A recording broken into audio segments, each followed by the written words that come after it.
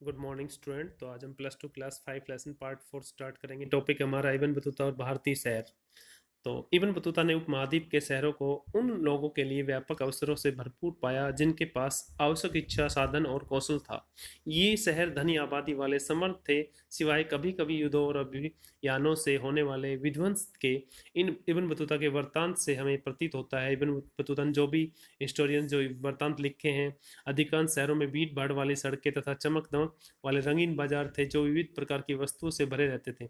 Ibn Battuta Delhi को एक बड़ा शहर, विशाल आबादी वाला, भारत में सबसे बड़ा बताता है। दौलताबाद महाराष्ट्र में भी एक कम नहीं था और आकार में दिल्ली को चुनौती देता है। बाजार मात्र आर्थिक विनिमय के साधन ही नहीं थे, बल्कि ये सामाजिक आर्थिक गतिविधियों के केंद्र भी थी।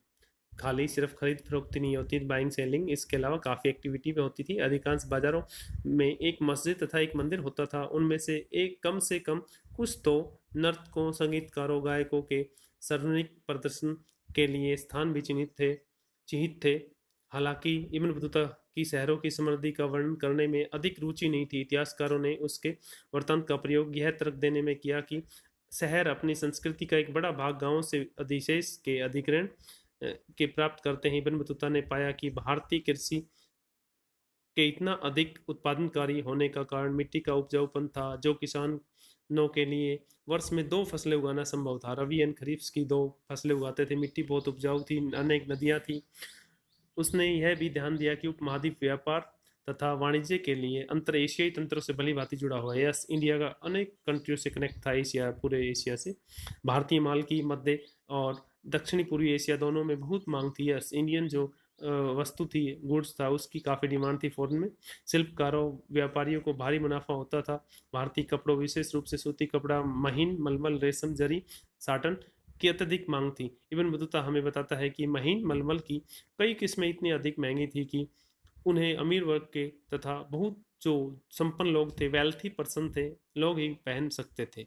ये तो बिल्कुल सही है कि काफ़ी कॉस्टली थी उसकी कीमत। तो संचार की एक अनूठी प्रणाली। नेक्स्ट जो टॉपिक है हमारा, कम्युनिकेशन के बारे में। तो व्यापारियों को प्रोत्साहन करने के लिए राज्य विशेष उपाय करता था। लगभग सभी व्यापारिक मार्गों पर सराय, धर्मशाला वगैरह, विश्राम गृह स्थापित किए गए थे।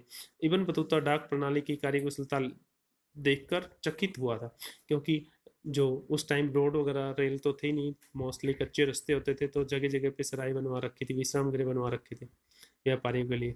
इससे व्यापारियों के लिए न केवल लंबी दूरी तक सूचना भेजना तथा उधार प्रेषित करना संभव हुआ, बल्कि अल्प सूचना पर माल भेजना भी। डाक प्रणाली इतनी कुशल थी कि जहां सिंध से दिल्ली की यात्रा में 50 दिन लगते थे, वहीं गुप्तचरों की खबरें सुल्तान तक इस डाक व्यवस्था के माध्यम से मात्र 5 दिन में ही पहुंच जाती थी।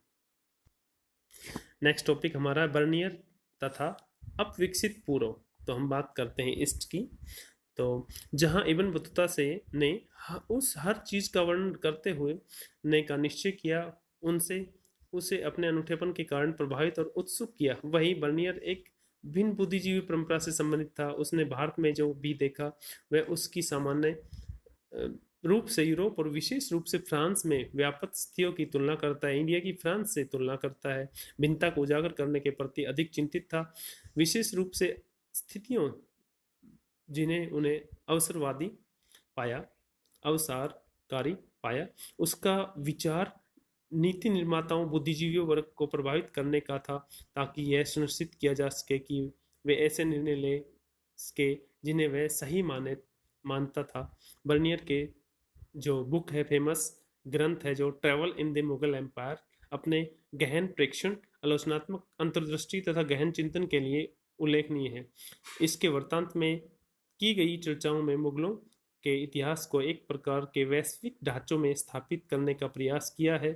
वह निरंतर मुगलकालीन भारत की तुलना तत्कालीन यूरोप से करता रहा, सामान्यतः यूरोप की श्रेष्ठता को रेखांकित करते हुए। उसका भारत का चित्रण दी विपरीतता के नमूने पर आधारित है, जहां भारत को यूरोप के प्रतिलोम के रूप में दिखाया गया है, या फिर यूरोप का विपरीत, जैसा कुछ इतिहासकार परिभाषित करते हैं। उसने जो भिन्नताएं महसूस की, उन्हें भी पदानुक्रम के आधार अनुसार क्रमबद्ध किया। इससे भारत पश्चिमी दुनिया को निम्न कोटि का प्रतीत होता है। यस, तो हम बात करते हैं बर्नियर की, जिसने जो अपनी बुक लिखी travel in the Mughal empire, उसमें काफ़ी जो मुगलों के इतिहास को एक प्रकार वैश्विक ढांचा स्थापित किया है। तो थैंक यू, आज के टॉपिक में बस इतना ही।